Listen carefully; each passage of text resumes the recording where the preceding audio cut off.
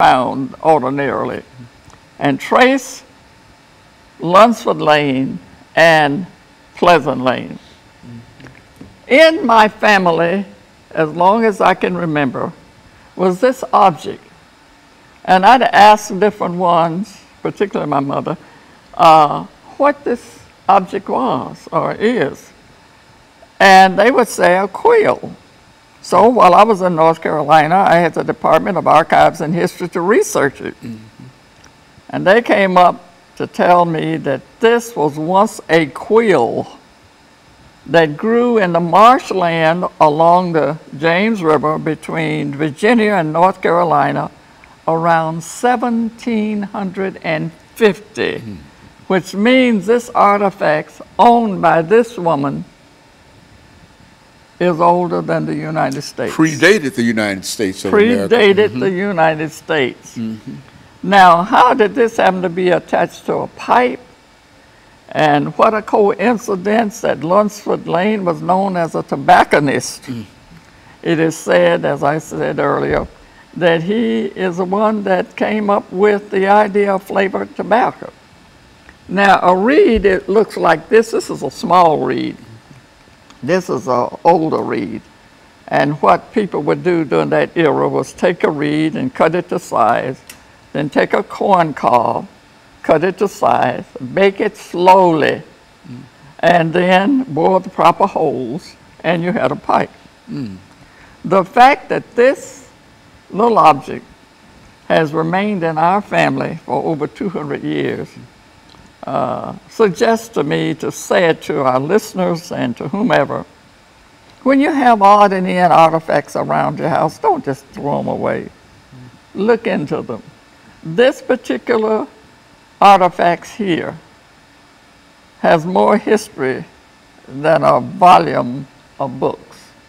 It's a matter of following up and researching them and putting the pieces together. There is an old African saying that until a lion tells a story of the hunt, it will always favor the hunter. Until the African American tells his story, it will favor the writers, such as the story of Nat Turner, told in a totally different reference had it been done by perhaps another writer, although it was done by a very successful historian. So this book, Many Roads Travel, has some rich information on plantation archaeology.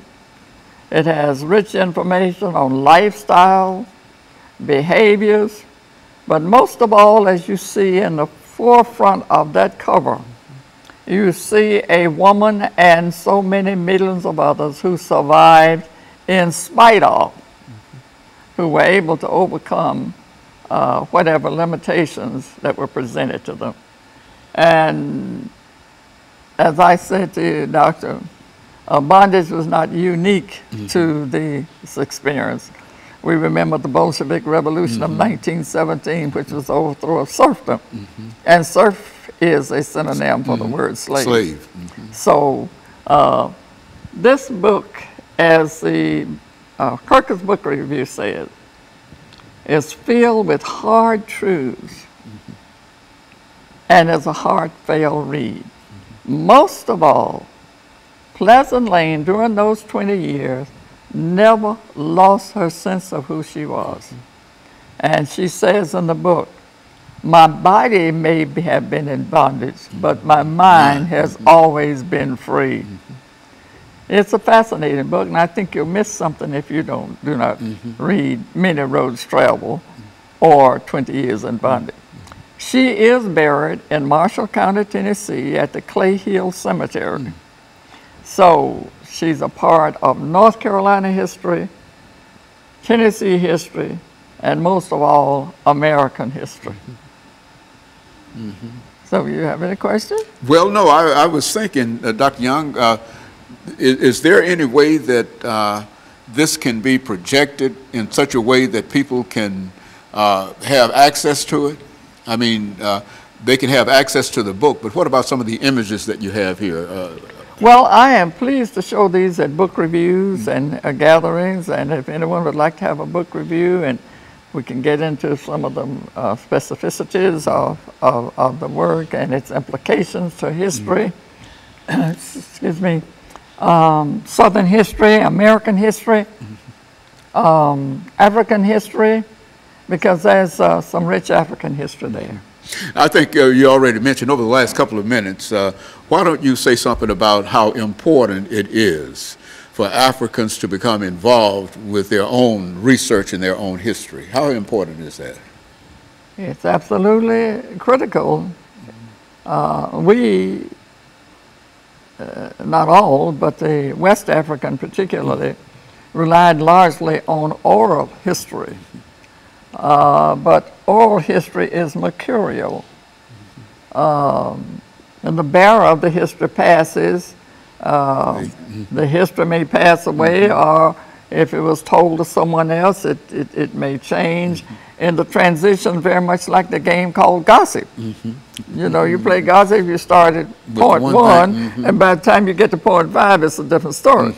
But if it's put into a hard surface, a physical surface, it has less likelihood of being changed. Of being changed, right, right.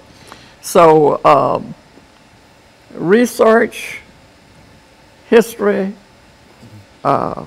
appreciate the history. Don't let anybody, for the African American, don't let anybody tell you that you were the only one who was in bondage. Very good. And of course, Dr. Young, let me thank you over the last minute that we have here for bringing us this excellent information. I think that you've, in a real sense, devoted most of your adult life to looking into the history of the African American, or to the history of America, because I think that what you're talking about now goes back to a period even before we talk about the establishment of the Declaration of Independence, of the Constitution, and et cetera, and et cetera. And for us to know that we were there as well, I think that that's a very, very important contribution that you have made and you're still making. And so let me thank you, and let me encourage our audience to tune in again next week for another informative edition of Comments. Thank you and good morning.